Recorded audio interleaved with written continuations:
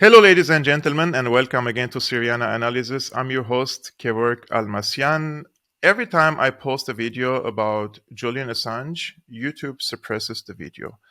Minus 60 to 70% of views. I'm sure that it's not about you. You're interested in the case of Julian Assange, and that's why you also follow Syriana Analysis. But the algorithm of YouTube suppresses certain content. Yesterday, YouTube deleted 5 of my videos. So if you want to support the message, please publish this video and post it on your social media accounts, because yesterday it was the 4th anniversary since Julian Assange has been brutally detained from the Ecuadorian embassy in London, and he has been sent to the Belmarsh prison. So we're going to discuss this case, and I'm very pleased to host Juan Passarelli. He is an award-winning journalist and filmmaker, and one of his recent movies or films was about the title is The War on Journalism, the case of Julian Assange. The link, guys, is in the description below. Please go and watch it.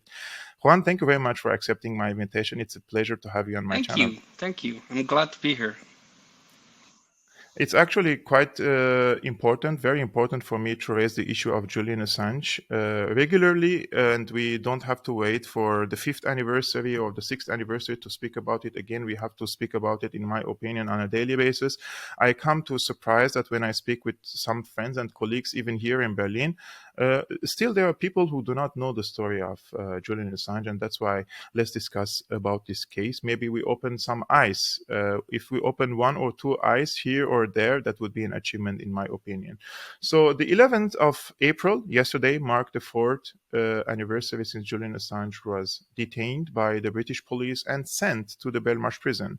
He is now threatened with extradition to the US, where he will face up to 175 years in jail.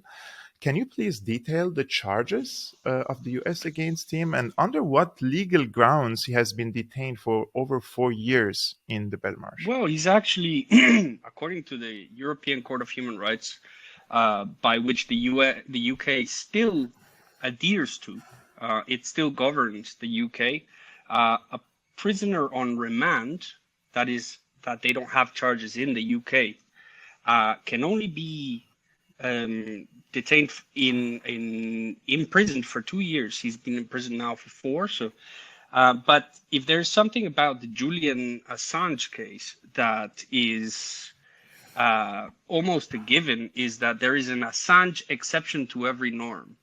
So in every single one of his legal cases, I've been following it for 13 years now, very closely.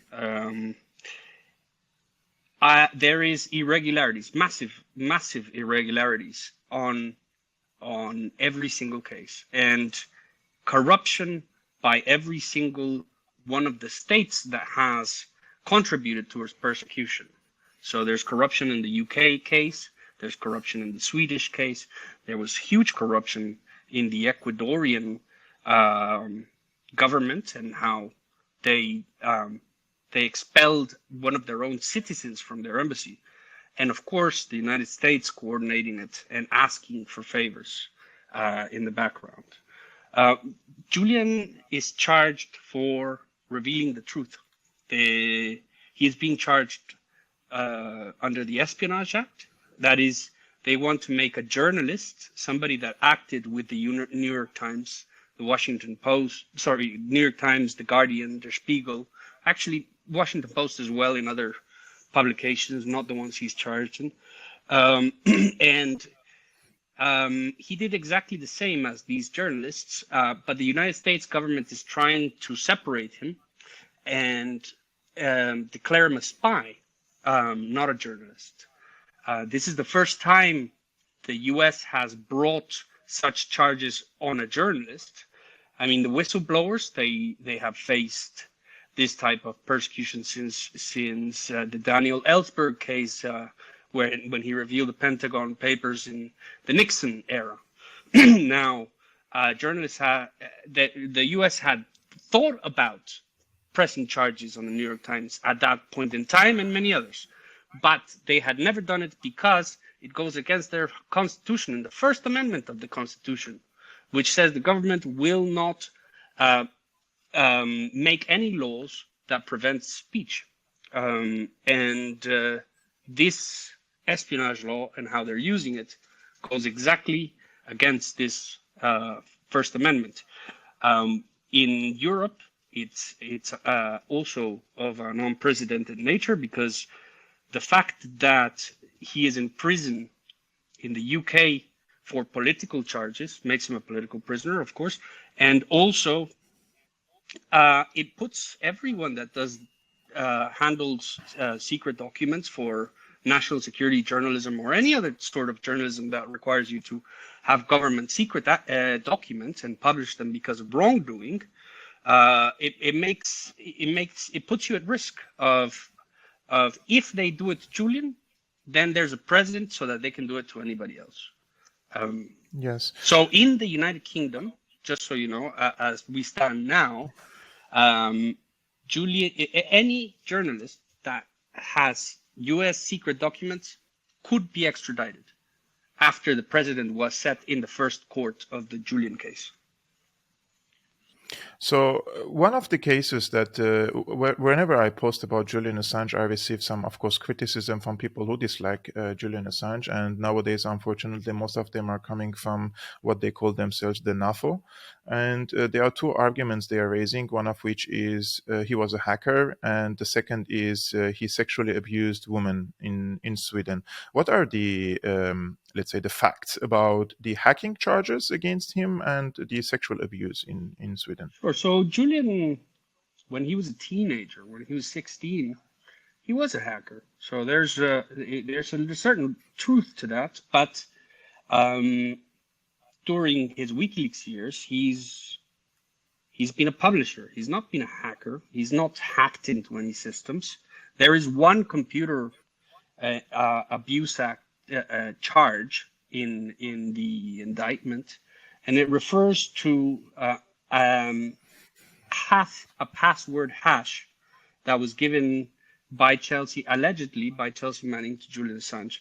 And Chelsea asked, can you help to crack this hash so that and the idea was that if Chelsea Manning was able to access the computer systems through that other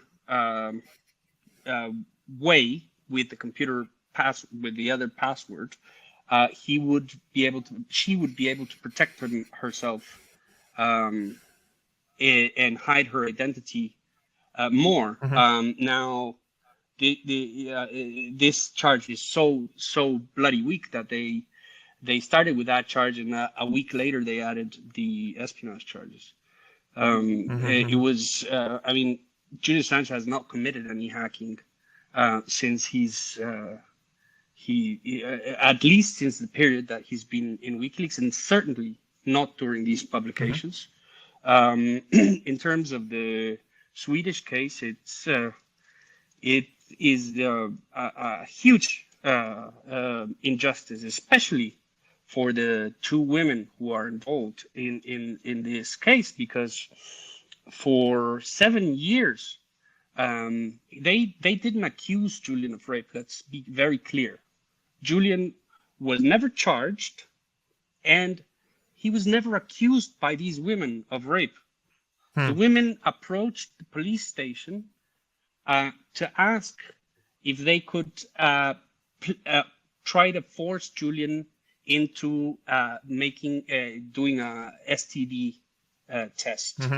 And when they came out of the police station, the police had decided it was going to be a rape case, and they published this information the next day. They leaked the information and ruined Julian's reputation. During these 7 years, the Swedish prosecution decided to keep the case on a preliminary investigation basis. So in order to bring charges, they would have to finish this preliminary phase. And the only thing they had to do was interview Julian Assange, for which he made himself available in the UK. It's a common process, and they did it to hundreds of people during the time Julian was detained in the UK, where the prosecutors come to the country, interview him, and then decide if they're going to bring charges or not. They took from 2010 up to 2016 to come and visit him inside the Ecuadorian embassy after the UN declared that he was being arbitrarily detained and that the Swedish and the UK should pay reparations and release him immediately. That's when the Swedish prosecutors came, and in 2017, early 2017, they dropped the case. And some people even say, well, yeah, but one of the charges was the period of where it could be prosecuted ran out, and you think, yes, exactly, the period where the time basis for which this alleged charge that never happened, that was never brought, ran out without the prosecutor doing the due diligence. This is a rape investigation where the women did not accuse the alleged perpetrator, and for which they were captured. And once there is an allegation of this in the Swedish system, it is taken out of the women's hands, and the state deals with it. So the women received hatred and accosted in the internet for years by supporters of Julian, that internet people can be mean, and well, they suffered deeply for 7 years because of a malpractice. There's another thing that is important, is that the United Kingdom was revealed through a Freedom of Information request to be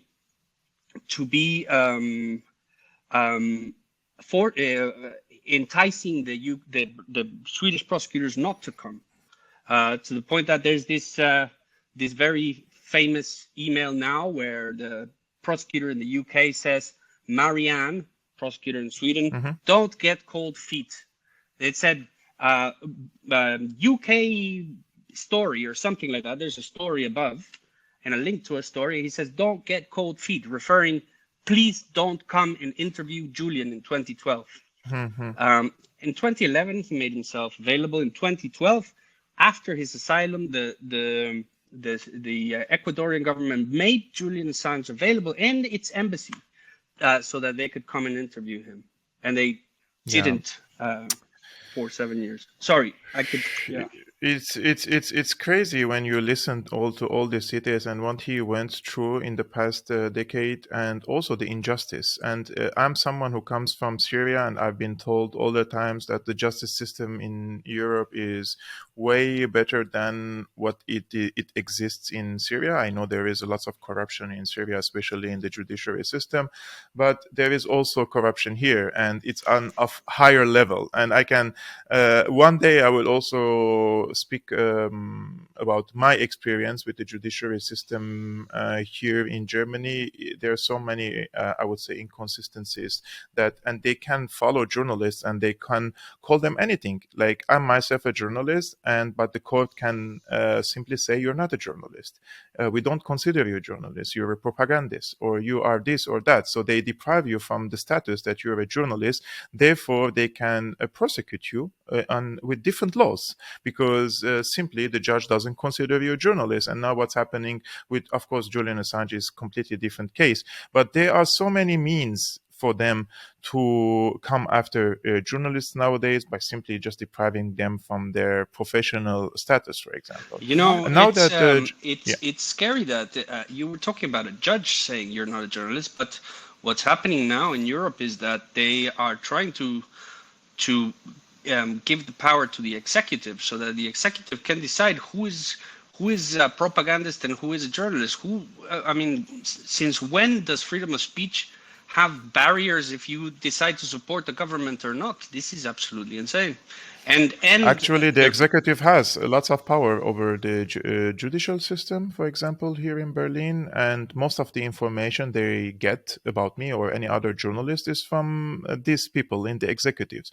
And they send them reports that, okay, Kevork is not a journalist. And the reason for that is because he does propaganda work for the Syrian government. He does propaganda work for this and that. And if that doesn't work, if this works, they can literally destroy your career. They can send you to jail. They can end your career. They can end you. They can close your They have the bank power to do accounts. that. I mean, they've literally done that to a German woman who was in Donbass. They closed her bank accounts and her parents' bank accounts for speaking on the internet. Yes. Yeah, scary. It's scary times, and imagine if we move to centralized digital currencies. That would be the end of free speech if they force on the people this idea.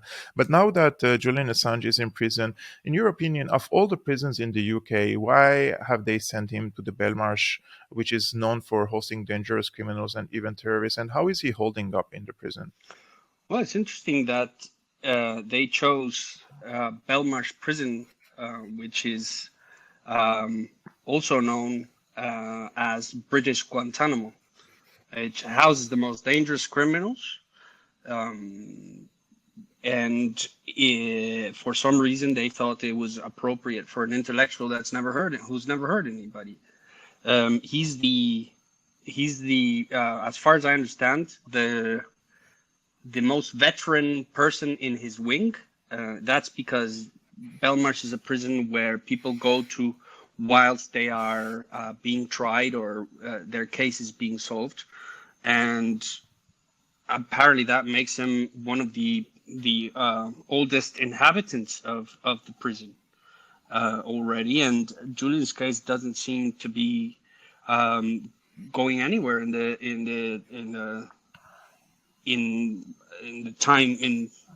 near future. I mean, the British have a weird system where you don't have the right to appeal straight away. You have to ask the higher court if they will grant you the right to appeal, to hear the appeal. It's absolutely it was very ridiculous in my mind, but the British, it's the same in Berlin, by the way. Oh, is it?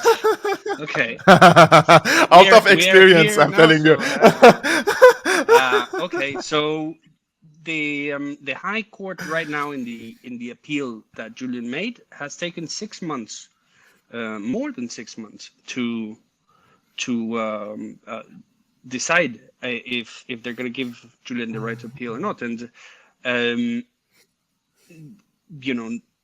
that period, the news dies down. So Julian's not. There's nobody talking about Julian, not in the mainstream channels like this. There are a few who are now kind of the channels that talk about the truth rather than Rachel Maddow or Charles Tucker Carlson. Yeah, that's. But how do you explain that the mainstream corporate journalists are silent about this case and sometimes even slandering Julian Assange? Aren't they afraid that they one day might be the next? Because look, how I think about these things a little bit different. Now the power is in the hands of this establishment, but the power may diminish one day and a different establishment could come in power, and these journalists could be the next because they're the ones who would be in a position of opposition to the new establishment, right? So they could be one day in jail if there is a precedent. How could you explain this? I think that journalists have, especially in the West, have this idea that they're protected by this institution and by this, the almost religious title that you are inscribed in as a journalist of the mainstream, that they will not go after you. People like journalists like Craig Murray, for example, get prison time on a charge of contempt of court, while a BBC journalist will get the BBC to pay a fine. You know what I mean? So I really think that they live in this. Many of these journalists, by the way, especially the leaders of these big newspapers, they have come out against these charges, and they have both in the UK and in the US, they have urged the governments to stop this persecution, and that this could have serious freedom of speech implications. Now, when you talk to these journalists and say, look, are you scared that in the next big leak, if you're in the next big leak, are you scared that you might be, prosecuted for this? There is this cognitive dissonance that I find when I talk to these people, that they feel protected by their institution, but there is nothing really stopping the government from taking that step. And, in democracy, there tends to be a left and a right-leaning situation, and there's nothing stopping somebody from becoming an authoritarian person that could potentially, become an adversary of these newspapers, as you just described. And that's when these systems that are created to guarantee our liberties, if they are corrupted, they will open a channel for others to be. And it's only a question of time. It's not a matter of yes or no, more journalists will be prosecuted. It's a question of time and waiting for the big leak. There was a leak last week. It wasn't made with journalists. There will be others. I just want to mention a few things here. The people who are coming after Julian Assange are in a position of power. And these journalists who embedded themselves with the establishment, the elites require them complete submission. And in any case, if they disagree with this elite even slightly, they may also they may also be pushed under the bus. These journalists must understand that they are not protected by the establishment. They are probably now they feel they are protected because they are on the same line of the mainstream narrative. But in Arabic we say the wheels turn. The circumstances change. You may change your ideas, you may change your opinions about certain things, and one day you want to do your actual job, which is journalism, and then you will be the one who empowered these elites into extent that you will be the next victim of these elites. This is what these journalists do not understand nowadays, and I speak this with an heavy like pain in my chest, because nowadays people really think a journalist is someone is reading the script when they read the teleprompter, for example. This is not what journalists do. Journalists dig in, and they search for holes in every argument, in every event. This is what journalists do. And nowadays, these people who try to dig in, they're called you have a negative attitude, you're raising conspiracy theories. No, this is what journalists do. But in the past at least 1 decade, you're now used to parrots reading teleprompters and reading scripts and thinking this is what journalism is about, which is not. So we have to always redefine what journalism is, so that we put everything in its proper context and also protect other journalists. Now, Assange published thousands of classified documents that revealed the war crimes of the US and its allies in Iraq, Afghanistan, Syria, and a long list of nations, right? But now we have a war in Ukraine. In your opinion, what difference Julian would have made if he was out of jail in regard to the current war? Well, every single war, these are not my words, these are Julian words. Every war is started by lies. And peace can also be brought by truth. in 2011, one cable that WikiLeaks revealed ended the Iraq War. It's quite unbelievable to think about it. One piece of paper that described a massacre that happened in a farmer's house where 4 or 5 adults and 5 children with a child, yes, were massacred. They were handcuffed, and they put a bullet to the head of each one of them. These were American troops and multinational troops, a coalition of allies, but certainly led by America. And after they murdered them, they ordered a plane to drop a bomb in the house so that it would eliminate the evidence.